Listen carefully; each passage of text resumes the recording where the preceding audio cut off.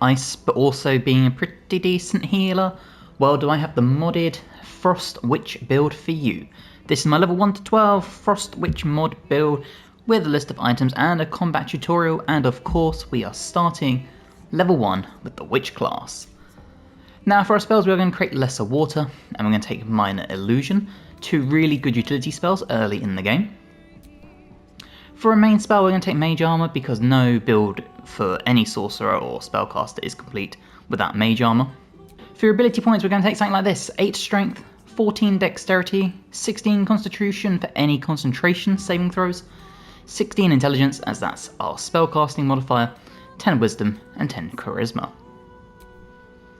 For your proficiencies, you can kind of take anything you like. I would recommend putting one into Medicine at least if you want to deviate from this build slightly, because the Witch does get a feature where you can add your Medicine check to healing. Okay, Witch level 2 unlocks our Specialization and our Witchcraft points. Essentially these go up every 2 levels and they're like sorcery points.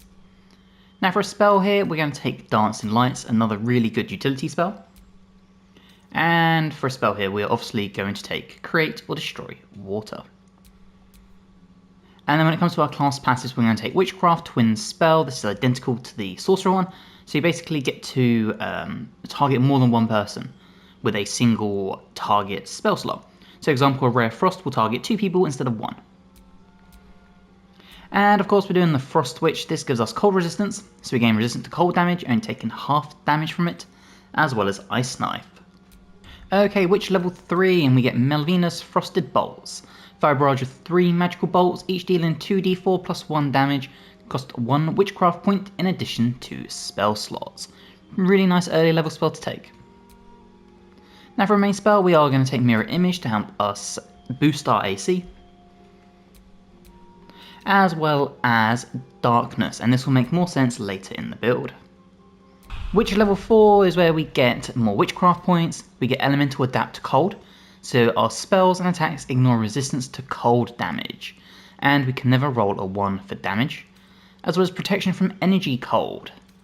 And of course we get our feat. Before that we get one more spell to take, and we're going to take Hold Person because it's one of my favourite spells in the entire game. If you land this and an enemy is held, any melee attacks on that target are always critical hits, and this can be a really quick and fun way to end a fight. And for your feat, we're going to take the SI, we're going to bump our intelligence up to 18. Okay, Witch level 5, this is where we get a larger portion of skills and points, and of course we're going to take Witch's Boon for the first one. So grant all allies you can see regeneration for 3 turns while removing disease, poison, paralysis and blindness. Witch level 6, more Witchcraft points, but more importantly we get Frost Breath, so spew forth a cone of ice, and we get Ice Storm, really nice bludgeoning cold damage spell.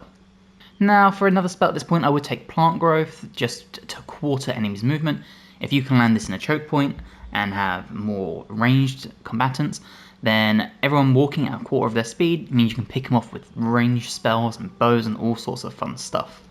And then when it comes to your class passives, we are going to take Stitch Mouth. A doll, a needle and a thread are all you need to inflict misery towards your target. If they fail a charisma save, they are afflicted with Mouth Stitch and bleeding for 10 turns. And then to go with that, the passive we want is Kismet's Eye. This creature can see within magical darkness, which is where the darkness spell comes in handy. Level 7, and of course some more spells, and for this one we are going to take Envard's Black Tentacles, one of my favourite spells in the game. I put this in my top 10 list. Tentacles sprout from the ground to turn the area into difficult terrain, attacking and smothering creatures within. I paired this with the Hunger of Hadar, and that was a deadly combination. Witch level 8, another feat, as well as more Witchcraft points. And for this one, for our spell, we're going to take Blight, 8 to 64 necrotic damage, full effect on plants, but overall just a really high level damage dealing spell. And this will pair very nicely with Grim Harvest. So once per turn, if you kill a creature with a spell, you regain hit points equal to twice the spell slot used, thrice if it's a necromancy spell. And for your feat, you can probably guess it, but we are going to do our intelligence to 20. Okay, Witch level 9, more spells, and we're going to start with Contagion. Poison a target and possibly afflict them with a disease of your choice. For your class passive, we're going to come to the very bottom of the list, and we're going to take Expanded Witchcraft to get the extra Witchcraft points, because it's better to just never run out. Witch level 10, we then boost our witchcraft points again. We get to take another spell, and this time we're going to take Dominate Person. And that brings us very nicely to Witch level 11, which is a nice power spike. We get Ice Mastery, so at level 11, spells that deal cold damage deal additional damage equal to your intelligence modifier, so that's an extra base 5 damage. We're going to take Wall of Ice, nice utility spell to not only cut off a battlefield, but also deal a bunch of enemies. Ukulent's Freezing Sphere, a spell that I don't really use honestly, but I have seen people use it to great effect. And Cone of Cold, a very good spell. For a spell out of this one, we're going to take Greater Jinx. It's an amazing spell. Arcane Energy assails your foes, deals 6 to 24 necrotic damage, and inflicts Jinx to targets that fail to save. Deals half damage and doesn't jinx foes that make their save. This is an amazing witchcraft spell, and it's a must for any class. For your passive, now this is the last one we get to choose. We do get a feat on the next level, but for this one we are going to pick Witchcraft Misfortune. So once per short rest, you may spend some Witchcraft to imbue a target with great misfortune. You and your target gain advantage on your attack roll against your target. And our final level, Witch level 12, we get the 2 more Witchcraft points like I said, as well as the feat. Before that though, we do get a spell, and we're going to take Eye Bite. Your eyes become black corridors wreathed in teeth, your gaze capable of inflicting dread, sickness, or putting creatures to sleep. While concentrating, you may cast Eye Bite without expending a spell slot. For a class passive, we're going to take Illusionary Self. So you magically fashion an illusory duplicate of yourself when when attacked, causing your foe to automatically miss that attack. And at this point, we are going to the bottom of the list, and we are going to take Warcaster as a feat. Reason being is I really like the advantage on saving throws to maintain concentration. I also like that we get Shocking Grasp as a reaction, especially if we cast like a water spell, because then we can shock enemies to the maximum damage. Okay, when it comes to our items, this is what we are using. We're going to start with the Cold Brim Hat. So once per turn, when any condition inflicted on a target also applies 2 turns of Encrusted with Frost. Encrusted with Frost is great. So disadvantage on dexterity saving throws. When there's 7 or more turns remaining, and they must make a Constitution saving throw, or they'll take 1 to 4 cold damage and become frozen. If they save, only half damage, but really, really good spell to just close down the battlefield. We're going to pen up the Wee Mother's Cloak, so during combat once per turn, the cloak grants the wearer Water Layer Protection. If we come into here, Water Layer Protection prevented from burning, resistant to fire damage, but vulnerable to lightning and cold damage. For boots, the boots are genial striding, so the wearer's movement speed is unimpeded by difficult terrain. The Weave Mother's Robe, so you could obviously take like the Robe of the Weave, all that fun stuff. I like keeping my builds a little bit mixed up. So for this one, temperature adjustment, you have resistance to fire and cold damage. Watery Rejuvenation, if we're standing in a water surface, we'll regain 1 to 4 hit points at the start of our turn. We also get Create or Destroy Water as a spell, as well as a +1 to armor class. So this is a nice armor that you can just stand in a puddle and you'll heal up, it's great. For gloves, the Brace of Defense to boost that AC to 15. For a ring, the Shifting Corpus Ring, Invisibility and Blur, 2 really good spells to keep you out of danger. The Snowburst Ring, so when the wearer deals cold damage, they create a 4.5 meter of ice around the target. Really good if you do this on a melee based character, because then they have to run to you and there's a chance they'll slip and fall. The Spellcrux Amulet to get a spell slot restoration of any size, so anywhere from 1 to 6. And we're going to finish it off with Marker Share. So Arcane Battery alleviates the arcane burden of spellcasting. Essentially you get a free spell slot use, so you can use one of your level 6 spell slots and it won't cost a thing. You also gain a +1 bonus to your spell save DC and attack rolls, as well as Kreshka's Favour, and if we come in here to check that out, imbue yourself with elemental energy sourced from the draconic goddess Kreshka. Okay, so as soon as you leave camp, the first thing to do is to get that mage armor. So we're going to cast this on ourselves, and must do, like I said, for any sorcerer or spellcaster. And you remember we had 15 AC, this bumps us up to 18. Okay, so you can see they just went to attack us, and we get to do our Illusionary Self. And a big critical miss, and depending on your team lineup, this would leave you with things to do like a Sentinel. But you can see Illusionary Self is just a really nice way of bulking yourself up. Now there's a few ways you can play this. You could start the build off by doing something to protect yourself, like you could do a Mirror Image. So we do this and we'll increase our AC by 9. 3 per Illusionary Self, or Mirror Image I should say. Now when we get attacked, you'll see one of these disappear and we'll lose 3 from our armor class. But for now, you'll notice we're on 29, which should be misses all around. And because of how this build works, that does leave us with something we could do, where we could do Stitch Mouth, and we'll cast it on the barbarian in front of us. And there you go. Now we come in here and we examine him. He has Mouth Stitch, so cannot speak or cast spells, as well as Bleeding, which is 2 damage per turn, and Encrusted with Frost. And here we have the opportunity to do a Warcaster opportunity attack. You see a big critical hit for 27 damage. And you see the 2 Mouth Stitch damage, or sorry, the 2 bleeding damage they took from Mouth Stitched. And there you go, big opportunity attack missed.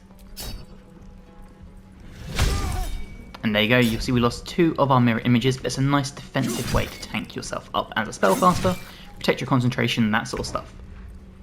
Now you don't have to do that as your first turn. What you could do would be something like create a Destroy Water. So we'll create some water, we'll do it at first level because there's no point casting it higher, and we'll just soak the entire area.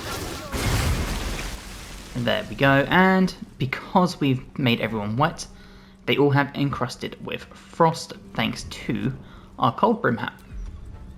And again, that would leave you to do things like, if you really wanted to, you could do Misfortune. What we could also do to start the combat encounter is we could come in here and we could do something like Darkness. So we'll get a Darkness going, we'll cast it here. And there you go, see, everyone is blinded apart from us because we're immune thanks to our skills. And when it comes to our next round, then we can really start piling out some damage. Now, because we're hiding in the darkness, we can do lots of fun things. For example, we could do our Wall of Ice. Well, not a Wall of Ice, sorry, that is completely the wrong spell. We can do our Frost Breath. And unfortunately, obviously you need to play more tactically than I am. I'm just going to aim this as best I can to hit as many people. But let's focus on the Barbarian. And look at that, 26 damage. We did 32 to Shadowheart, which isn't ideal. But more encrusted with Frost. Enemies wet, which means lightning spells are going to be even greater on them. Really good way of just doing lots of true damage to the enemy. But of course, what kind of Frost Witch would we be if we didn't hit them with the heavy stuff? Such as an Ice Storm. I'll strike you down. Now we can leave the darkness. And we can just rain down death on an enemy. And you see, because we had the floor wet, we have covered the whole place in ice. Meaning it is difficult terrain for everyone to walk on. As you see there, the enemy slipped over immediately. Once again, another enemy fallen over. And that enables us to do things. We could do like our Melvin's Frosted Bolts. So for example, if we did a twin spell, we could do Melvin's to there, and let's try and target someone else. We'll target the Barbarian here.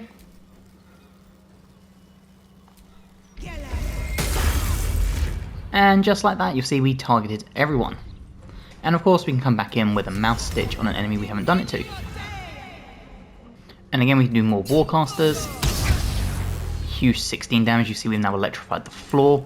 So this build's got so many good ways of just making traps for the enemies, or ensuring that they can't get to you by making the floor ice, or having different openings to start combat with depending on your situation.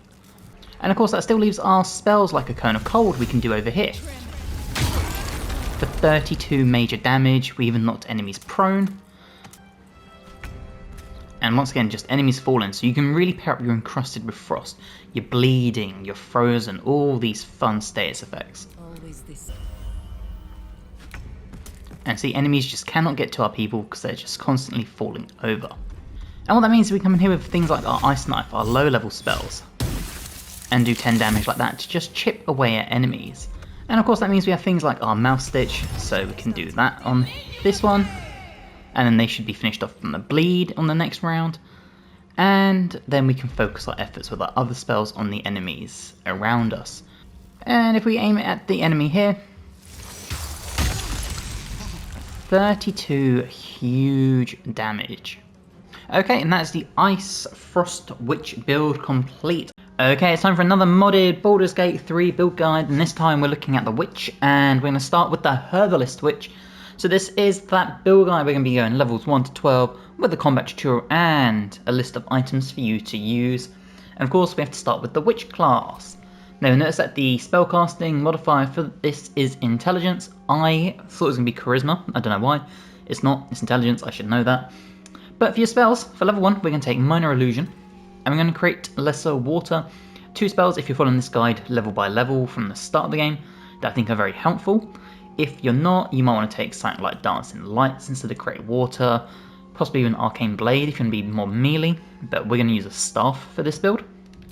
And for a first level spell, we're going to take Mage Armor, because what build isn't complete without Mage Armor? For your ability points, we're looking at something like this. We want 8 Strength, 14 Dex to help with things like Armor Class, and if you do want to be a Finesse weapon build, you could. I probably wouldn't suggest it. 16 Constitution to help with the health pool and your concentration spells. 16 Intelligence, and that's your Wisdom, that's your Spellcasting modifier. 10 Wisdom and 10 Charisma. For your skill proficiencies, I would probably recommend Arcana and Medicine.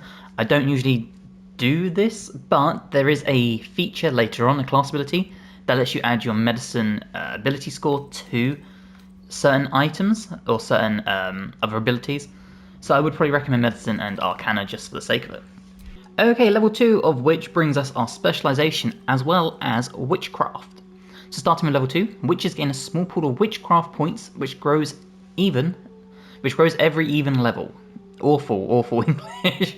Witchcraft points can be used to modify spells, cast witch-specific spells, and use some class features. So this is essentially just like sorcery points, I guess. For the sorcerer, it's a little bit different, but that's the closest thing you can sort of rely it to. And because we're going to be a herbalist witch, we get experimental alchemy, so we can brew 2 alchemical solutions instead of 1. Now for a spell here, I would personally take Shillelagh. You're probably not going to use it that often, but if you do need to, be down and dirty and melee for some reason, at least you can turn your staff into a club. And for a spell slot here, we're going to take Lesser Regeneration, level 1 evocation spell, imbue a target with regeneration for 2 turns, cost 1 witchcraft in addition to spell slots. So bear that in mind, it will cost a spell slot and a witchcraft point, using up 2. Very, very important thing to keep track of. For a passive here, we're going to take Witchcraft Misfortune. So once per short rest, you may spend some Witchcraft to imbue a target with Great Misfortune. Your targets gain advantage on their attack roll against your target. Again, awful English, but what it means is essentially that you put this onto a target, and then anyone that hits it gets advantage. And like I said, we're going to be the Herbalist. There are multiple other subclasses we will work our way through. And that brings us to Witch level 3 and more spells. And for this one, we are going to take Hold Person. I think this is one of the best spells in the game. I love this. Hold a creature, you can upcast it to target more. And if they do become held, because they fail their save DC, then any hit on them that is a melee-based attack will always be a critical hit. If you can land this, it's a very quick way to finish a fight. And we're also going to take Mirror Image just to boost up our AC. Basically, you'll create 3 duplicates of yourself. Each one adds 3 to your armor class. If you get hit, you lose 1 duplicate and you lose the +3 added until all 3 disappear and you go back to your normal AC. It also lasts for 10 turns, so it's a really nice way of just protecting yourself, especially if you have concentration on a spell. Okay, Witch level 4. You see we have more Witchcraft points because we're at an even level. And we get 1 more spell, and at this point I would take Witchcraft Boar. Really cool spell. It's basically kind of like polymorphing with the Druid, but it's for the Witch. And at this point you need to decide what sort of build you're going to be. If you want to be a Herbalist, specialization with Poison, or with Healing. Now I think with the passives you gain and the class features you gain, you get a lot of healing stuff anyway. I would personally go for Poison and balance yourself out. So your handling of poison has become advanced enough that you can safely throw grenades and spells you cast and attacks you make ignore resistances. If you look to the right hand side here, we have multiple things here. We now have a Poison Cluster Bomb, a Poison Cluster Grenade, a Poison Grenade, lots of cool stuff. Whereas if you would come down here, you get Revivify and Healing Word. In my opinion, I think the poison is the way to go. Think of it kind of like a Plague Doctor, I guess. And for your ability score improvement, that is what we're going to take for our feat, and we're going to bump our intelligence up to 18. Okay, Witch level 5 gives us the action of Nature's Aegis. You and any nearby allies take only half damage from spells. The aura disappears if you fall unconscious. This is an amazing class feature. Very, very defensive. For a spell here, there are again multiple options you can do. I would take either Stinking Cloud or Plant Growth. It's going to depend on your playstyle. Plant Growth is really good at making enemies slow at getting to you. So if you have like one frontliner and then you have like a bow ranger, bow rogue, and a your witch who casts spells from afar, you might want to go for plant growth, just because it will stop enemies being able to move to you. You can pick them off. If you have like a mix of a party, or you switch them in and out, then I'll probably take Stinking Cloud. Create a cloud of gas so nauseating it prevents creatures from taking actions, and this does tie very thematically in with the whole poison witchcraft-esque thing. Okay, witch level 6, and we have more witchcraft points. We also gain witch form panther, mass healing word, and regeneration. So this is what I'm talking about. This is why I think it's worthwhile taking the poison as your passive instead of the healing, because you would have got lesser healing word, but we now have mass healing word anyway. Okay, for a spell hit, I would take Witch's Boon. Grant all allies you can see regeneration for 3 turns while removing disease, poison paralysis, and blindness. Really, really good ability. And for a passive, we're going to come all the way down here, and at this point, I would use... Okay, and as a class passive here, I would take Witchcraft Poison Darts. Once per short rest, you can shoot 5 poison darts, dealing and potentially inflicting cursed poison. And for a class passive, lots of good options. As I said, having the medicine skill to be able to do poison mastery is always good. Got healing mastery if you really wanted it. You could do medium armor if you really want to. Like, all of these are actually really good depending on your build. For example, Kismet's Eye is really good. You could throw darkness down yourself and then you can just blast people from it. Very good thing that a lot of Warlock builds will do. For me personally, I would go either Poison Mastery to get the 2 extra damage, or Healing Mastery. For me, I'm going to take Poison. Okay, Witch level 7, we have more spells we can now do, and we're going to take Evard's Black Tentacles. I put this on my top 10 list of spells and it still remains there. I think it is phenomenal. It is great for keeping enemies stuck, smothering them, attacking. It's just a phenomenal spell. This and Hunger of Adar combined saved my arse on so many runs of this game. Okay, Witch level 8, we have more Witchcraft points, and we get more spells here. For this one, we're going to take Blight. 8 to 64 necromancy damage, or necrotic damage, I should say. And for class passive, we are going to take Grim Harvest. So once per turn, if you kill a creature with a spell, you gain hit points equal to twice the spell slot level used, thrice if it's a necromancy spell. And for your feat or ASI, we're going to take the ASI and take our intelligence up to 20.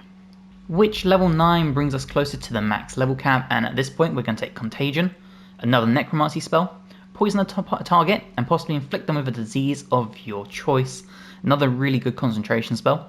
For a class passive, we're actually going to be a little bit out of the blue here, and we're going to take Witchcraft Implosion. So once per short rest, you can spend a bit of power to create a hole in the universe, sucking in all targets. So you could do this, and then if you have another spellcaster, throw a fireball on them, or something like that, and it will just group all the enemies together, meaning your AoEs, or if you need to group people together because your more squishy characters have aggroed, you have this option. Witch level 10, we get more Witchcraft points, and another spell to choose from, and we're going to take Dominate Person. Witch level 11, we end up with a Blessed Healer. Healing others heals you as well. Again, another reason it's just worth taking the poison feature. You could really make this a bit of a cleric build if you wanted to, and just go all healing, but I think having the balance is really cool, and the poison damage is pretty good. For a 6th level spell, we are going to take Circle of Death, another really good necrotic based spell. For a spell here, we are going to take Greater Jinx, and now this is an incredible spell. Necromancy spell.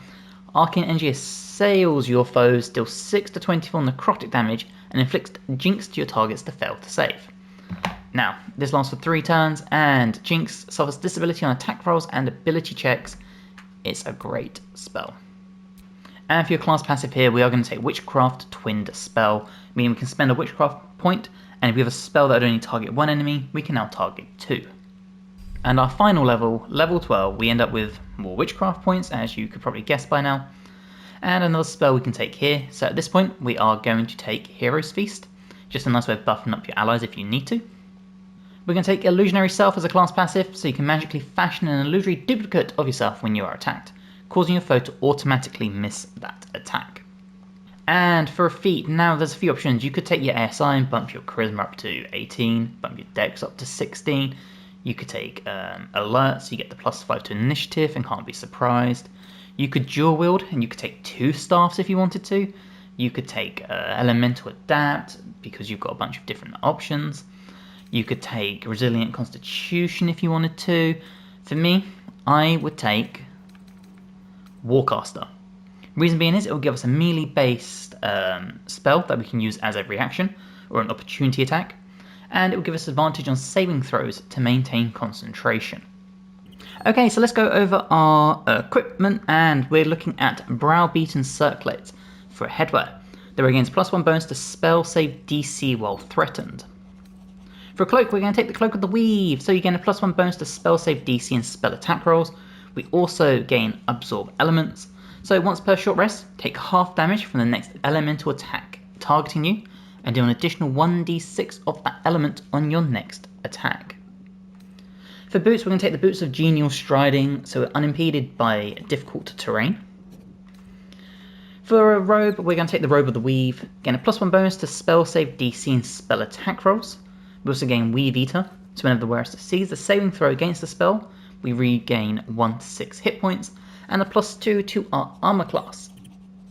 Now to bulk us out a little bit more, the Braces of Defense, again a +2 bonus to armor class, as long as you're not holding armor or holding a shield.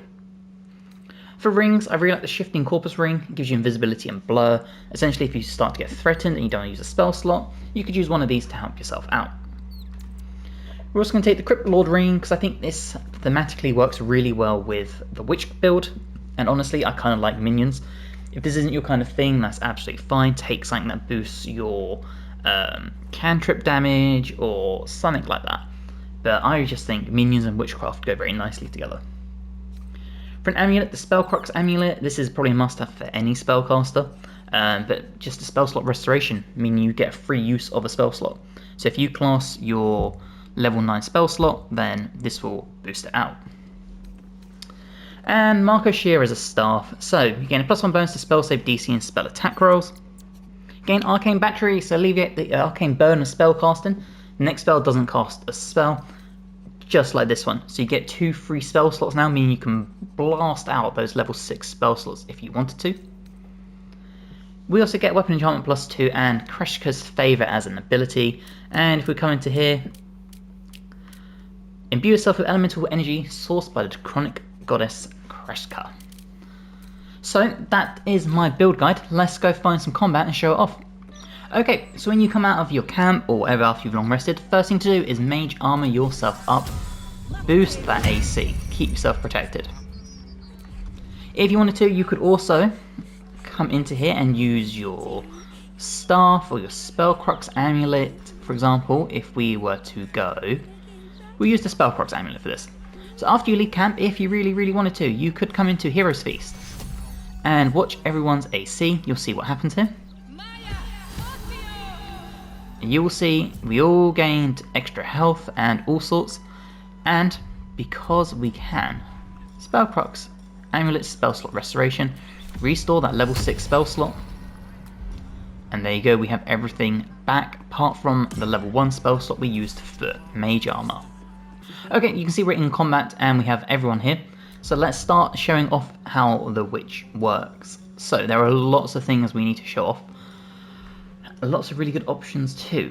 So first things first, let's show off some of the class features.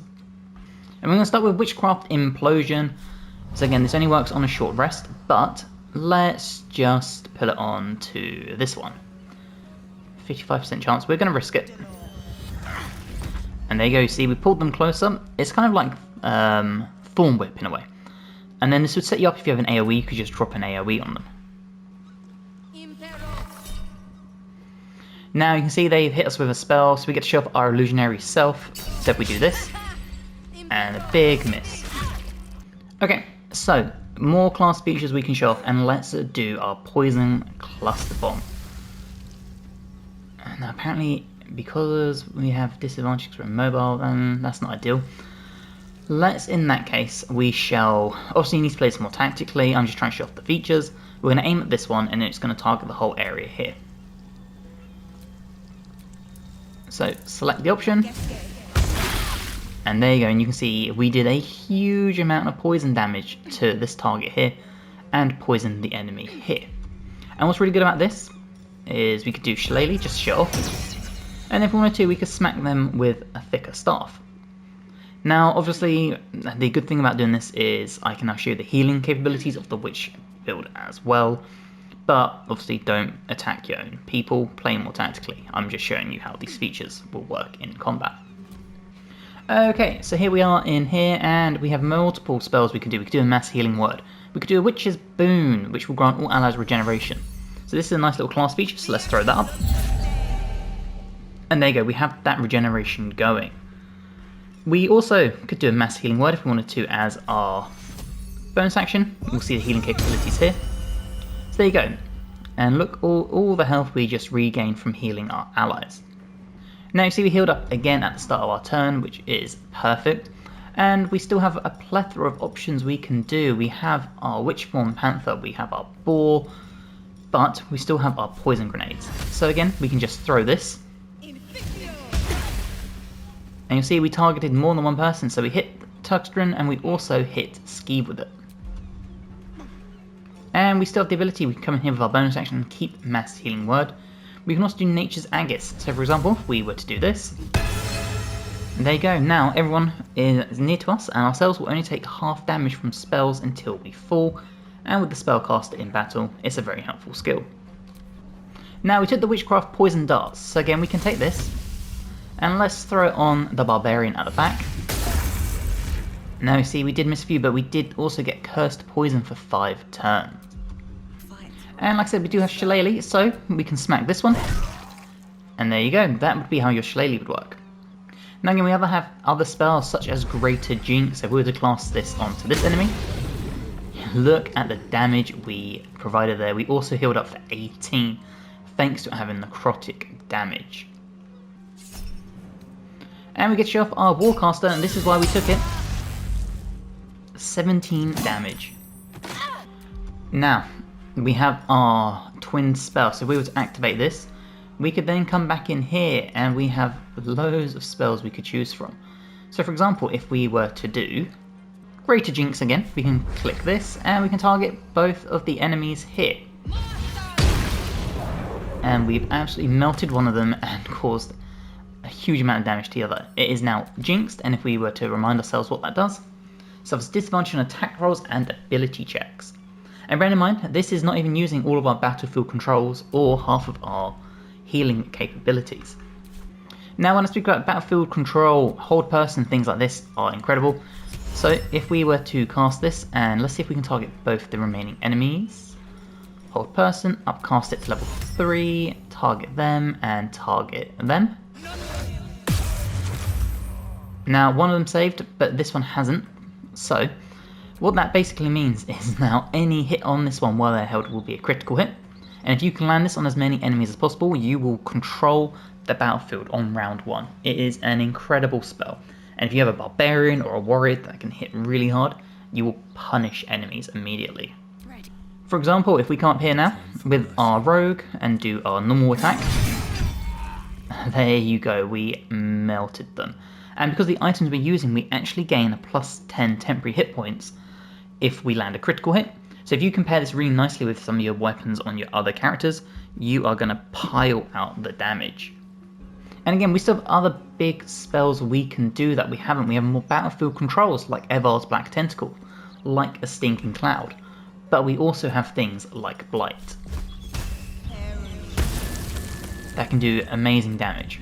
So that is the really awesome witch class for Baldur's Gate 3, more importantly the Herbalist one.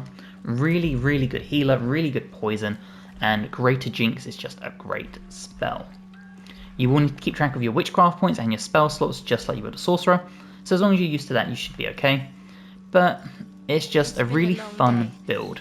Again, more of a build that you do have to play very tactically. It could be a cleric-esque build, could be a DPS. I like kind of balance. Are you looking for a Baldur's Gate 3 build that's a witch, but kind of like a divination wizard? Then have I got the one for you. This is the Hex Witch mod build guide for Baldur's Gate 3. We're going to go over the build guide, we're going over the list of items, as well as show it in combat. So of course we have to start with the witch.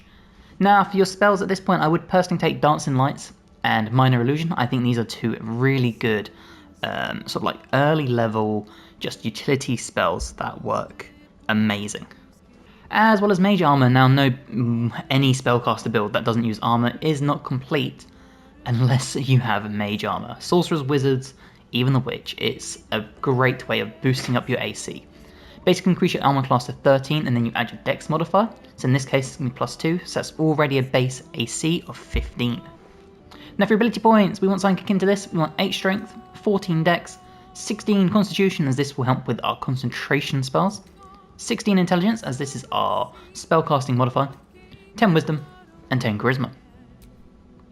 For skill proficiencies, I don't usually pick these, however I would personally take arcana and medicine. Reason being is that later into the build there is a option you can choose where you can add your medicine score to certain things, so it just makes sense in this case. Okay, witch level 2, this gives us our specialization as well as our witchcraft points, and these essentially are just like sorcerer points. Now, we get one more spell at this point, and I would personally take Shillelagh because we are using a staff, or if you wanted to you could do Create Lesser Water. And for a spell, I personally like taking Tasha's Hideous Laughter. Leave a creature prone with laughter without the ability to get up, and this can last for 10 turns. And for a passive, I like taking Twin Spell, just because I like being able to target 2 enemies with 1 spell. And when it comes to your subclass, we are doing the Hex Witch. This gives us Warp Fortunes. So Warp Fortunes, when a creature you can see makes an attack roll, ability check, or a saving throw, use your reaction and spend 1 witchcraft to roll a 1d4, applying the number rolled as a bonus or penalty. We also get Bane and Hex. Anyone that's played Warlock will know what Hex does, it's incredible. And that brings us to Witch level 3, and at this point we get more spells, so the 2 I would personally pick are Hold Person and Mirror Image. Mirror Image is going to help you be more defensive and boost your AC by 9 until you start getting hit. And Hold Person is incredible because if this lands and you maintain concentration, anyone you have held will automatically receive critical hits from melee attacks by your teammates or yourself. Okay, Witch level 4, this gives us some more witchcraft points as well as Anthropic Ward. As a reaction, you can impose disadvantage on an attack roll against you. If the attack misses, you gain advantage on your next attack roll against your attack for 1 turn. We also have things like Enthrall, Rare Enfeeblement, and Witch Aura. Unleash your force of occult energy. Targets take 5 to 20 psychic damage, gain mental fatigue for 5 turns, reducing their wisdom, intelligence, and charisma saves. Costs 1 witchcraft point in addition to spell slots. We have one more spell, and I would personally take Spike Growth. I think this is great. You place it on the floor, and enemies that walk through it will take damage from being able to walk on it. It's a great spell because a lot of enemies will be melee based and they have to get to you. This is just a nice way of giving them a little bit of extra damage before they get there. And for your feat, we're actually going to take an ASI and we're going to bump our intelligence up to 18. Okay, Witch level 5, this gives us a more higher level spell, and for this one we're going to take Stinking Cloud. Create Cloud so nauseating it prevents creatures from taking actions. Okay, Witch level 6, more witchcraft points as well as more spells, and for this one we're going to take the Witch's Boon. Grant all allies you can see regeneration for 3 turns while removing disease, poison, paralysis and blindness. And at this point, our next passive, we're going to take Misfortune. So once per short rest, you may spend some witchcraft to imbue a target with great misfortune. Your target gain advantage on your next attack roll against your target. And for another passive, Healing Mastery. Now Poison Mastery, if you did want to take some poison based spells, you could. This is what adds your medicine skill to the damage. I think Healing Mastery though, so your knowledge of medicine is so great, you can use it to influence your healing spells. Increase the amount healed by your spells equal to your medicine skill. Okay, Witch level 7, this gives us Luck Warp. You have the ability to influence the luck of others or steal their luck for yourself, and this is what I meant, it's like the wizard. After each long rest you gain 2 random portent dice. During the day you can use your reaction to change the die of any attack roll or saving throw rolled near you to one of your portent dice. Each portent dice can be used once and you lose your unused portent dice at the end of the day. And for a spell here we're going to take one of my favourite spells in the game, Envard's Black Tentacles. I love this. This was on my list of top 10 spells in the game. It's just incredible. It makes the area difficult terrain and attacks and smothers creatures within it. I actually paired Envar's Black Tentacles with the Hunger of Hadar, and the damage output inside Moonrise Towers was insane. Okay, Witch level 8, more witchcraft points and more spells. So for this one we're going to take Blight. Reason being it's a necromancy spell, and that pairs very nicely with Grim Harvest. Once per turn, if you kill a creature with a spell, you gain hit points equal to twice the spell slot used, thrice if it's a necromancy spell. Undead and constructs are unaffected. And for your next feat, you probably guessed it, intelligence up to 20 with an ASI. Witch level 9 gives us some more spells, and for this one we're going to take Contagion. Poison a target and possibly afflict them with a disease of your choice. You get a whole list of options. It's a pretty decent spell, especially when put with twin spells, so you can target 2 people.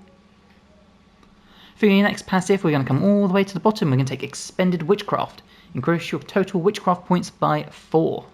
And Witch level 10, more Witchcraft points. And another spell, so for this one we're going to take Dominate Person. Make a humanoid fight alongside you. Every time the creature takes damage, it makes a wisdom saving throw against your domination. Allies cannot be dominated.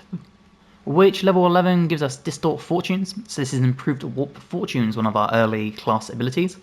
When a creature you can see makes an attack roll, ability check, or a saving throw, you can use your reaction and spend 1 Witchcraft to roll 2d4, applying the number rolled as a bonus or penalty to the creature's roll.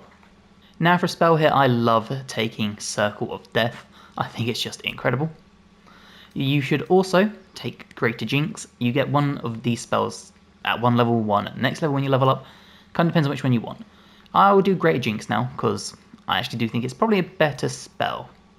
And for your class passive, we're going to take Witchcraft Stitch Mouth. Reason being is bleeding for 10 turns, I think is just great. And Witch level 12, our final level, 2 more Witchcraft points, and 1 more spell, so in this case we will take Circle of Death or Greater Jinx, depending on which one you previously took. And for a class passive, we're going to take Illusionary Self. You can magically fashion an illusionary duplicate of yourself when attacked, causing your foe to automatically miss the attack. And then for your final feat, we're going to come all the way to the bottom, and we're going to take Warcaster.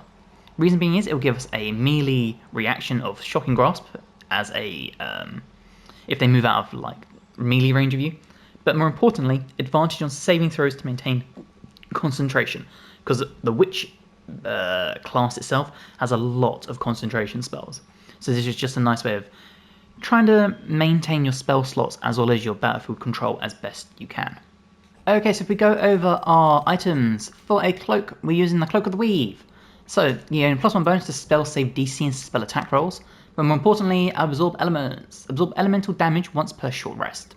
Take half damage from the next elemental attack targeting you, and deal an additional 1d6 of that element type on your next attack. For boots, the Disintegrating Nightwalkers, now you might not be using these for this build.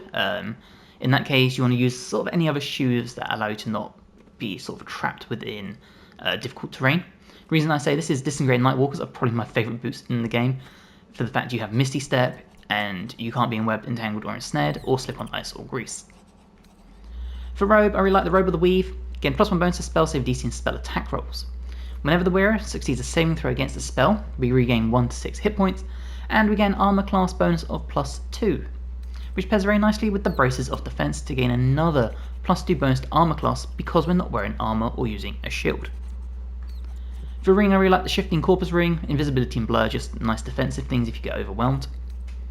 As well as the Crypt Lord ring, reason being is create undead. I like minions personally. Again, you might not want to use this ring, other options are available, I really like minions in this game. For an amulet, the Spellcrux amulet, reason being is we get a spell slot restoration, meaning we can pump out higher level spells and then just restore the spell slot once per rest. As well as Marker Shear. So Arcane Battery basically does the same thing, gives us a free spell slot. We get a +1 bonus to spell save DC and spell attack rolls, as well as Krishka's Favour. Okay, so that was the build guide. Let me go into combat and we'll show you how this works. Okay, now as soon as you leave from your long rest, you're definitely going to hit the Mage Armour. Do it at level 1 because you don't really get any kind of bonus. Let me just do it because the camera's a little janky. Here we go. And you'll see if we go into here, we had an AC of 16, it's now 19, which makes us pretty damn defensive. If you pair that with your mirror image, you're looking at an AC of 28. Now as you can see, they went to strike us, we can do Distort Fortunes. This will use one of our Witchcrafts as well as our reaction, and their first attack missed. Okay, now there's a few ways you can play this. If you're starting off, you know, coming into combat, you might want to do your mirror image to boost your AC. So we'll do this. As you can see, we have 3 duplicates. Each one adds a +3 to our AC, and once we get hit, we'll lose one, but we won't take any damage and all that fun stuff. This will still leave you your bonus action, and you have a few options. Obviously, Misty Step to get into position. Misfortune, which is probably what I would like to do. So we're going to target this one. And there you go, just like that. They missed the attack, but they got the mirror image away, and then you can always come in with a sentinel if you have it, to do a little bit of damage. And now this attack is going to go through, so we have many options we can do. We could do Illusionary Self, Entropic Ward, Distort Fortunes. Let's do Illusionary Self. And there you go, another big miss. Now, because we've got True Strike on the enemy, we have advantage on them. So if we were to come into here, and let's do our Greater Jinx. 18 to 72 possible damage, and you'll see we did a huge amount of damage to the enemy there. And they are now jinxed for 3 turns. And if we check that out, disadvantage on attack rolls and ability checks. It's an incredible high level spell. And then if you really want to, as your bonus action, you could spell slot restoration and get back that level 6 spell slot. I mean, you can do another Greater Jinx, you can do your Circle of Death, etc. Okay, so we're going to use Distort Fortune this time, and as you can see, another big miss. This is a really, really awesome defensive-based witch build you can have. A very good battlefield controller. Okay, but of course, we are battlefield controlling, so we have more options we can do. For example, if we were to come into here, Hex. Now, the damage output does not increase, so please bear that in mind. You can just change which one you want to have it to have a disadvantage on. Let's just pick the first one. We'll do Strength. Target the dude in front of us. Just like that. And then we gain an extra amount of damage. For example, if we wanted to hit them with the staff, you'll see we did 13 with the staff and then 3 hex damage on top. And it means we can reapply our hex on our next round without expending a spell slot to a next enemy. And again, more Distort Fortunes. So their attack on them missed. And now Witch pairs really nicely as well as a sort of healer type if you want to. So for example, you can see, because we've not been taking any turns with people, Jaheira is on the floor. Now this won't exactly help fully now, but paired with a cleric, for example we have Shadowheart, if we were to come in here and we use Witch's Boon, we'll give everyone regeneration. And you see a big miss from the Barbarian, and now we can do Entropic Ward. And that gave us our Arcane Synergy thanks to our headband. And you'll see because of regeneration, Jaheira is back on her feet, and that means we can come in here with our cleric if we wanted to, and start healing up. And again, we have so many other spells we can use. Now, you do have to be careful with your concentration spells. But, for example, we could come in here with Edvard's Black Tentacles, and as an example, we'll just throw it up here. And there you go. So you see, they are all stuck within the Black Tentacles now on top of the rooftop. And that still leaves us our bonus action available. So again, if we wanted to Stitch Mouth, now this would break our concentration, please bear that in mind. You have to be very careful with this sort of stuff. What we could do is Misty Step, we could Shillelagh. Now while the Hex Witch is built around obviously using your hexes, all that sort of stuff, Hold Person. So if we were to do it on, let's try and target all 4 if we can see them. We have the gentleman here. We have, nope, that one's out of sight. That one, okay, so we can do it on 3. So let's try that again. Oh, I think it's only 2 actually. Okay, that's fine. We'll do it on the 2 in front of us. So we've got you. We have you. And you. And there you go. You see we've actually held all 3 of them, which is incredible. And that means any melee attacks on these guys will be automatic critical hits. You see the regeneration just popped. And not only is it critical hit for the actual weapon, but also for any like buffs on the weapon. So if I use Shadowheart for example, you see we did 6 with our staff, but Divine Critical Strike, another 9. So we did critical damage with the poison as well. Consider my hackles raised. And this works for all of your companions as well as yourself. So for example, if we use Jaheira this time, another critical hit. And it works really nicely with things like Sneak Attack.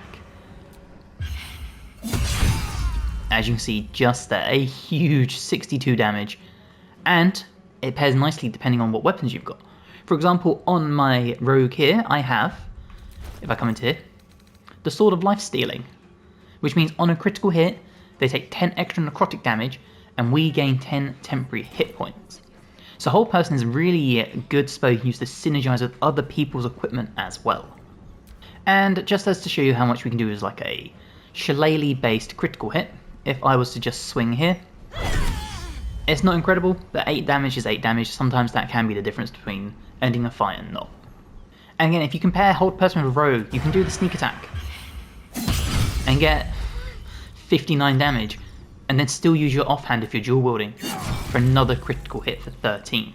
That's almost 80 damage in one hit, or 2 hits technically. And of course we still have other spells we can use. We've got our Flesh to Stone, our Dominate Person, Contagion, Phantasmal Killer, loads of really good options, as well as Circle of Death. But again, if we just did, for example, a Greater Jinx on a held enemy, again, just incredible damage we pump out with these high level spells. And of course, because of our staff marker share, we can do Arcane Battery. Here you go, turn our Arcane Battery on. We now have another free spell slot, which means we've done 3 level 6 spell slots this fight. So we're going to show Circle of Death. Now this is a really good ability, however, the radius is huge.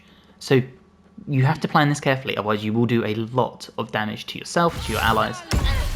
Just like that, you see we did 26 damage to ourselves. And this time let's do a Blight. Level 4, we have Hex on the enemy as well. And there you go, that's one of our only spells that doesn't require concentration, sadly. So the Hex Witch very much is a battlefield control, like stopping attacks, all that fun stuff. And that really is the gist of this build. All we now have to do is finish off the remaining enemy, who has 16 health. And there's a few ways you can do this, honestly. Again, you don't have many spells that don't require concentration, so you really do have to pick and choose what you want to use carefully. Obviously, Greater Jinx is one of the best ones, but it's a high level spell slot, but the damage output is just insane. It's time for us to tackle the final witch subclass of the mod, and that is the Invoker. So, we can go levels 1 to 12 with a combat tutorial and all the equipment you could need. So let's dive right in with the witch. And for this we're going to start with our spells and our cantrips, and we're going to start with Create Less Water, pairs very nicely with some lightning based spells, and we're going to take Spread Cursed Poison. Your witchcraft infused poisons eat away at your foes. Inflict the number of cursed poison stacks equal to your medicine skill. Now for your spell, for level 1 we're going to take Mage Armor, and for your point array we're going to do 8 Strength, 14 Dexterity, 16 Constitution and Intelligence, Intelligence being your spellcasting modifier, 10 Wisdom and 10 Charisma. For your proficiencies, take whatever you feel like, however I would recommend Medicine, as you saw with our Cursed Poisons. And that brings us to Witch level 2, and this is where we get to pick our specialisation, as well as take our Witchcraft points. Okay, at this point we get another spell, so you can take whatever you feel like. Shillelagh is always good if you're going to be using a staff. Witchcraft Form Cat's nice. You could do Arcane Blade if you want to use an actual sword. Choice is really yours. There's also Dancing Lights. This is personally my favourite choice. I just think having that utility is really good. Now for your next spell here, I would take Create or Destroy Water. Again, pairs very nicely with Thunder and Lightning spells, and if you need to destroy water, you can. And for your passive, at this point we're going to take Stitch Mouth. So a dole, a needle and a thread are all you need to inflict misery towards your target. If they fail a Charisma save, they have afflicted with mouth stitched and bleeding for 10 turns. And of course, the Invoker. Warcaster Concentration, so you have advantage on saving throws to maintain concentration on a spell. We also get more abilities here, and there's a lot of good ones. For me personally, there's just so many really awesome ones that we will take most of. I would start with Shield of Faith though, bonus action concentration to boost someone's AC by 2, very good early game. And I would personally also take Sanctuary. Basically you throw this up and you and whoever you are targeting cannot be targeted by the enemy until you do something to affect them. Witch level 3 gives us more Witchcraft points, as well as another spell, and at this point we are going to take Hold Person. We have Warcaster, so Hold Person works perfectly here. Basically, if you land this and you hold a humanoid, they can't move at or react, and any melee hit on them within 3 meters are always critical hits. Pairs again very nicely with Warcaster. We'll also take Mirror Image. Create 3 duplicates, each one will add 3 to your armor class, meaning you have a plus 9 in total. Now we have another spell here, and for this one we are going to take, again there's so many good options. I personally like Tasha's Hideous Laughter. However, Fog Cloud is really good, Entangle is really good, even Speak with Animals if you don't want to use potions or an amulet. Now we get 2 more spells, and at this point I would take Longstrider, and I would take Bless. Witch level 4 gives us a feat as well as more witchcraft points. Before that though, we do get to pick a new spell, and we're going to take Spike Growth. Shape a piece of ground into hard spikes, movement is halved. Creature walking on spikes takes 2 to 8 piercing damage for every 1.5 meters it moves. This is great for throwing down on enemies and then having them walk through it to get to your team and just dwindling down their health. Because they're now walking slow as well, if you land it in a good enough spot, you could even have like your range or your wizards or any ranged people you have just start dealing extra damage before they can even get to you. And for your feat, we'll take the ability score improvement and we're going to bump intelligence up to 18. Witch level 5, again more witchcraft points and more spells. For this one we are going to take Stinking Cloud, concentration based spell, so again Warcaster comes in handy. Create a cloud of gas so nauseating it prevents creatures from taking actions. If you really wanted to, you could take Plant Growth now, we'll probably be taking this one next. And for your spell at this point, I would personally take either Witch Form Boar, or I would take Darkness. Depends on what you want to do, but I think Boar is actually quite fun. Now again, you get 2 more spells, so we're going to take Enhanced Sleep and we'll take Heroism. And that brings us very nicely to Witch level 6. Now, as I said before, we are going to take Plant Growth, make weeds burst on the ground and smother the area. Creatures moving through the weeds have their movement speed quartered. So, as opposed to Spike Growth, this will quarter instead of half, but they take no damage with this one, whereas with Spike Growth they take 2 to 8. But this will really slow down the enemy. Now for your passive here, we are going to tie into our first level cantrip and we're going to take Witchcraft Poison Darts. So once per short rest you can shoot 5 poison darts, dealing and potentially inflicting cursed poison. Now for your passive here, there are 2 options. I would either take Poison Mastery or Healing Mastery. Choice is really yours. Depends if you want to go down the healing route or the more poisony route. We'll take Poison. Witch level 7, more witchcraft points and 1 more spell. For this one we're going to take Blight. So plants take maximum damage from this spell and have disadvantage on saving throws against it. However, it is 8 to 64 normal necrotic damage. We get 1 more spell at this point, so Protect. And that brings us to Witch level 8, another feat after we pick our next spell. For this one we're going to take Edvard's Black Tentacles, one of my favourite spells in the game. If you don't know why, go and check out my top 10 list of spells to use in Baldur's Gate 3 video, but this is just incredible. And for a passive here we are going to take Grim Harvest. So once per turn, if you kill a creature with a spell, you gain hit points equal to twice the spell slot level used thrice if it's a necromancy spell. Undead and constructs are unaffected. And for a feat at this point we are going to take intelligence up to 20. Witch level 9, you see our witchcraft points are really stacking up. Now at this point we get 1 more spell, so we're going to take Contagion. Poison a target and possibly afflict them with a disease of your choice. Again, it is also a necromancy spell. And as you can see we have another passive to choose from, and we're going to take Expanded Witchcraft to increase our witchcraft points by 4. Witch level 10 brings us to 92 hit points and more points. 1 more spell as well, so for this one we will take Dominate Person. And Witch level 8, more spells here at this point. So there are 2 we're going to take. First of all, we're going to take Greater Jinx, one of my favourite witch spells in the game.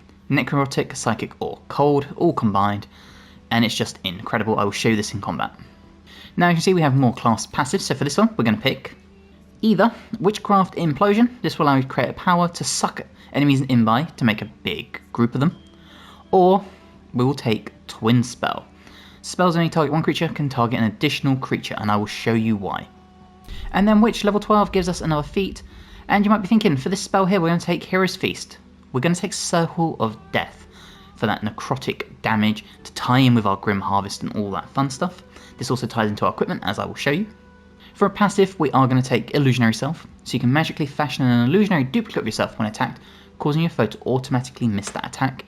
Again, this combined with Warcaster just helps you keep your concentration and protect yourself. And for your feat, because we have Warcaster from our class, that kind of acts like a feat anyway. We're going to take the ability improvement and we're going to bump our Constitution up to 18. Okay, let's go over our equipment for this build, and we're going to start with the Circlet of Psionic Revenge. When you succeed a saving throw, the foe that caused the damage takes... the foe that caused the throw takes 1 to 4 psychic damage. If you're Githyanki, plus 1 bonus to Intelligence, Wisdom and Charisma saving throws. For a cloak, we're going to take the Flesh Melter Cloak. You could also take the Cloak of Devoration if you want to make your ability to hold concentration just a little bit better. For shoes, the Boots of Genial Striding. The wearer's movement is unimpeded by difficult terrain. Again, nothing worse than slipping on ice or grease and losing concentration because you're prone. Robe of the Weave. So, arcane enchantment, +1 bonus to spell save DC and spell attack rolls. A Weave Eater, whenever the wearer succeeds a saving throw, regain 1/6 hit points, and +2 to armor class. The Braces of Defense, +2 bonus to armor class as long as you're not wearing an armor or a shield. The Burnished Ring for paralyzing ray, really good necrotic spell. The Shifting Corpus Ring to give us invisibility and blur. Again, if you get stuck in a pickle, nice way of giving yourself some options to get out of it. Amulet of Restoration for Healing Word and Mass Healing Word. Again, if you needed to, and you didn't want to go down the poison route, you could go down the healing route, and this just backs that up. And then for a staff, we're going to use the Staff of Cherished Necromancy. So creatures have disadvantage on saving throws against your necromancy spells. Life Essence Harvest. So when the wielder kills a hostile creature with a spell, they greedily absorb with energy and gain life essence until their long rest. We go to Life Essence just here. When the wielder kills a hostile creature with a spell, they greedily absorb the life essence. Affected entity has absorbed the creature's essence. It can use that to enhance to cast any necrotic spell without consuming a spell slot. Essentially, a free spell. So that was our build guide. Let's go test it out. Okay, you see we're in combat now. Sadly, because of our initiative, we are quite far down. Okay, it's time for us to start throwing out some damage. First thing we're going to do is we're going to come all the way to Greater Jinx. Now, 6th level spell, and it does cast a witchcraft point. However, what we are going to do is we're going to use some of our witchcraft points, if possible, to do twinned spell. This means we can target 2 people. So we target that, Greater Jinx, and we're going to target Skeeve, and we'll target the Barbarian. 2 very different enemies. And there you go, you can see just how much damage we have done to both of them, and they do have Jinxed for 3 turns. If we check out what Jinx does, by coming here, disadvantage on attack rolls and ability checks, as well as poisoned. An incredible first spell to throw out in combat. And we still have our bonus actions, so we could do our Healing Words, we could do our Sanctuary, even our Shield of Faith. Or you can come in with your Stitch Mouth and use another bonus point, or Witchcraft point I should say. And for this one, let's cast it on Skeeve. And there you go, bleeding and jinxed, and we'll see what happens to him. Okay, you can see they took 2 points of damage just then, but missed their attack. And you see more attacks just being missed. And we can do Spread Cursed Poison, so if we were to click this, click on this enemy here, you'll see 3 points of poison now. And again, we still have our bonus actions available, where we could do Stitch Mouth again, we'll recast it, and there you go, we bump it back up to 10. And obviously you don't want to do that 2 turns in a row because it doesn't really make sense, but if you get the bleeding down to like turn 3, pop it back on, get it back up to 10. And you can see they took more damage there. The Witch is just really good at dwindling down the enemy. Now again, at this point we do have other abilities we can do. So let's come in here and let's get a hold person going. Now we're going to cast it, upscale it so we can hold many people. So we'll hold them, and we'll hold them. Now you can see 2 out of 3 are held, even concentration broken on the far back one. Unfortunately this guy did make his save, but what that now means is that any melee hit on them will be a guaranteed crit. And I'll show you that with our lovely rogue over here. So if we would come all the way to here, need to find a way forward. You can also pair this so nicely with things such as sneak attack. The massive damage like that, really quick way to end fights. Now again, you come back in here with another twin spell. You could do Blight this time if you wanted to. We could upscale it to level 5, target 2 people, and we'll target both of these people. And there you go, 35 and 16 damage. And again, that is the gist of this build. You essentially just throw around throwing poisons, controlling the battlefield as much as you need to. Obviously we have our high level damage dealing spells, but they are very limited. So bear that in mind, but we do have things such as our poison dance we can do. And we'll just start throwing them at the gentleman here. And there you go, you see there is a bunch of poison on him. Now, if you can kill the enemy, let's try and come up here, see if we can land one of our spells. Let's see if we can kill it with a necrotic spell. So we'll do Blight again, we're going to do it 5th level. As I pressed the wrong button, Blight, 5th level. There you go, we killed them, which means we now have a life essence, Now thanks to Life Essence, what does that mean? That means we can come in here and we get a free necrotic spell such as Circle of Death. So we did our Life Essence, we could throw our necrotic spell up here, and this is going to hurt everyone, but just for demonstration, and there you go. That would be how you'd do it in combat. Okay, the Witch modded class has a really fun Witchblade build, so we're going to go over that today. This is my Witchblade build, we're going to go levels 1 to 12, combat tutorial items, all that fun stuff. I'm going to start with the Witch. Now, this gives us some really cool cantrips like Arcane Blade, where you can use your spellcasting ability for attack rolls. So let's go over everything. Now, for the 2 spells I'd pick here, Arcane Blade. Your bladed weapon becomes magical, dealing 4 to 11 slashing damage and using your spellcasting ability for attack rolls. And it's a bonus action. This is great to use early game. We're also going to take Spread Cursed Poison. Your witchcraft infused poisons eat away at your foes, inflicting a number of cursed poison stacks equal to your medicine skill. Now coming further into the game, we do have our next skill, and we're going to take Lesser Regeneration. Imbue a target with regeneration for 2 turns, cost 1 witchcraft in addition to spell slots. For your ability points, you want to sign into this, we're going to have 8 strength, 16 dexterity, 14 constitution, 16 intelligence, 10 wisdom, 10 charisma.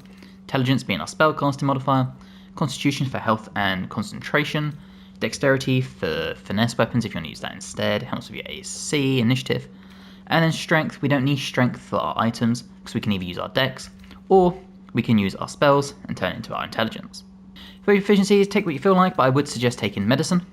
And we move forward to level 2, and that's where we get our specialization as well as our witchcraft points. Now for our first spell, we are going to take Create Lesser Water. This pairs really nicely if you have a Storm Sorcerer or if you have anyone with lightning abilities to maximize their damage. And then for a spell, Create or Destroy Water, same philosophy. And then when it comes to your passives, the first one we're going to take is Twin Spell. Target 2 creatures at once with a spell, uses 1 witchcraft point. And for the subclass, you know it, we're going with the Witchblade, and this gives us proficiency with a bunch of items, as well as things like Witchblade Dodge. As a bonus action, you can give an enemy disadvantage, get Voltaic Edge. Again, you can use this to coincide with our Create and Destroy Water, all sorts of fun stuff. Which level 3 gives us a bunch of more spells and a passive. Now for our first spell here, we're going to take Mirror Image, create those 3 duplicates, add a 9 to our AC, tremendous. We're also going to take Spike Growth, a great spell, halves the movement speed, take 2 to 8 piercing damage as they move through it. Really nice way of just keeping them going. And then for your spell here, we're going to take Colour Spray, blind creatures up to combined 33 hit points. For your passive, we're going to take Great Weapon Fighting, because as you can see, we are using a 2-handed weapon. So this means if we roll 1 or 2 on damage die, we get to re-roll it. Okay, Witch level 4 gives us first feat, as well as more witchcraft points. Before that we have a spell, so we're going to take Hold Person. A really nice way of controlling the battlefield. Enemies within cannot move, react, or act, and any melee attacks on them will be guaranteed critical hits. For your feat, we're going to take the SI improvement, bump our intelligence up to 18. And that brings us to Witch level 5. This gives us things like Witch Step, all sorts of nice bonus actions we can do. We also get 1 more spell, so for this one we are going to take Plant Growth. This is sort of like Spike Growth, but instead of doing any damage, it only does less movement speed. And then for your next spell, we're going to take Darkness, and we're going to use this a lot.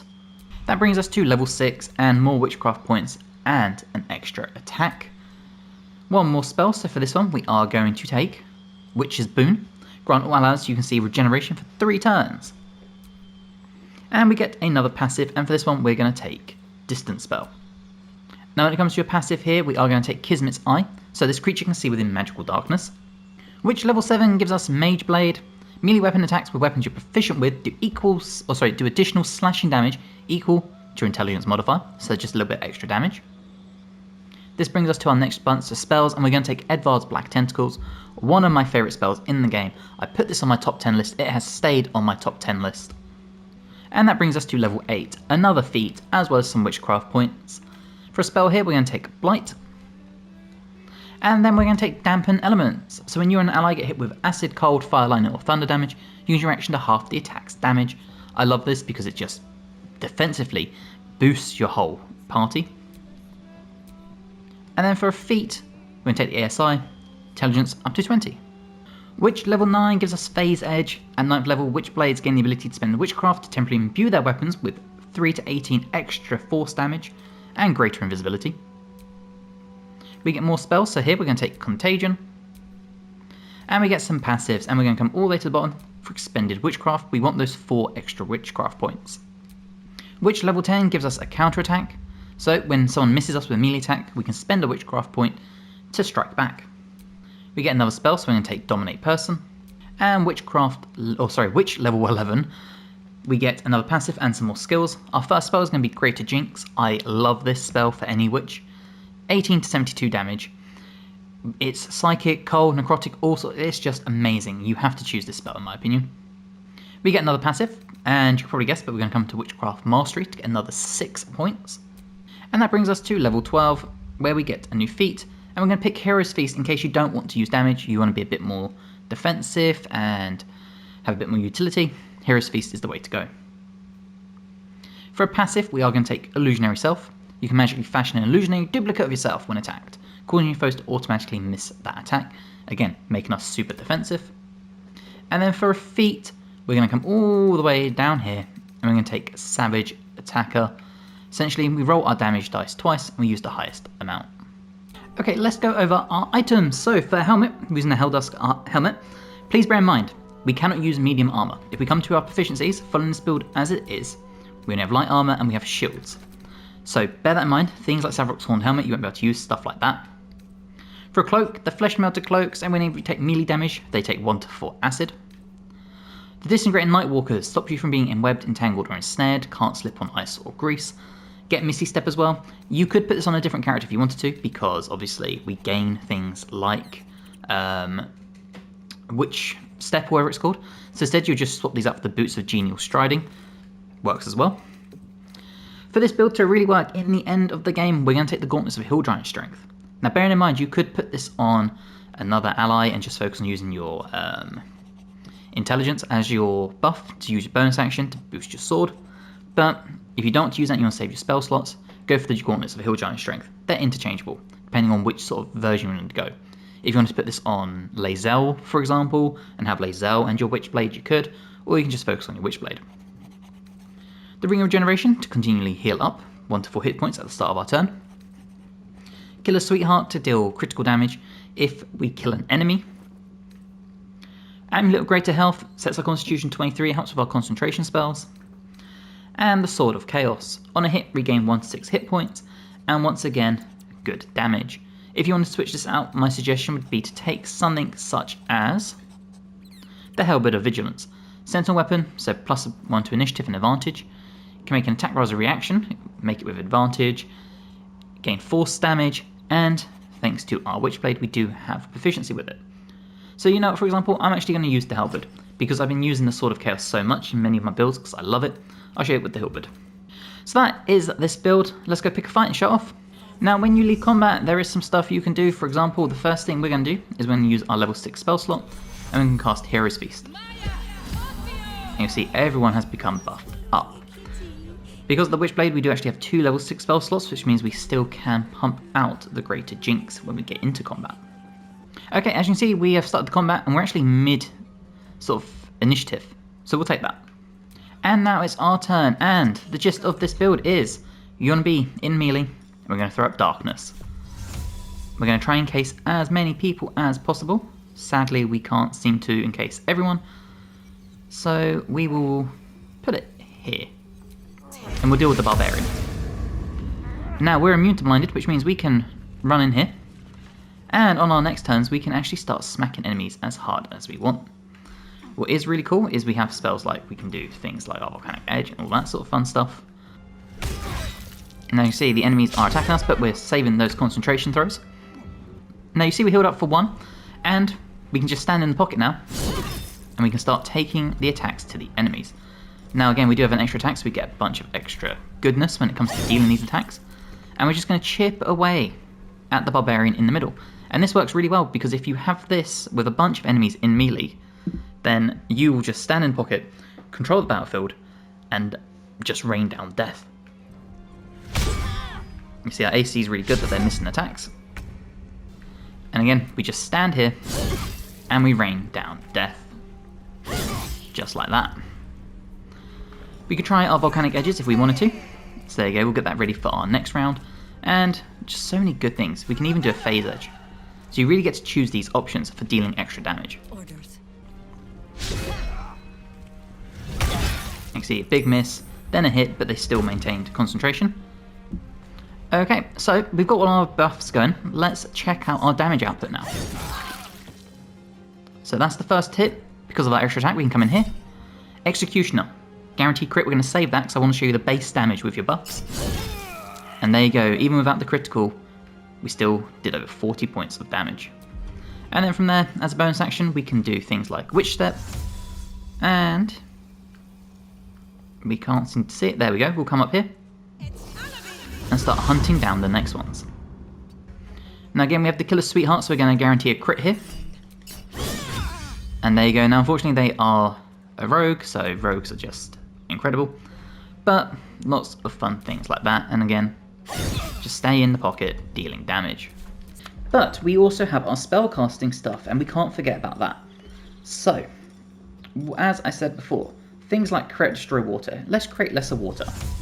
And we just throw it on this one here. Just like that. Now they've got the wet stat, which means if we were to do lightning damage to them, we would really pump it out. For example, Cool Lightning. So if we throw this up here, onto the enemy here, just an example, we are probably going to get some friendly fire, and that's okay. Obviously play more tactically than I am. And there you go. 38 huge damage. In fact, what we're going to do is I'm going to show off Greater Jinx. This is a bit of a waste because obviously one hit point, but you can see how much damage this will do. And there you go. Overall, the Witchblade is probably one of my favourite mods in the entire game. It is just so fun. You get to have melee, defensive capabilities, you can spellcast, it's just great. So, I really hope you've enjoyed. If you have, please drop the episode a like, it helps me amazingly. Let me know in the comments what you'd change about this build, what other items, what other spells you might use.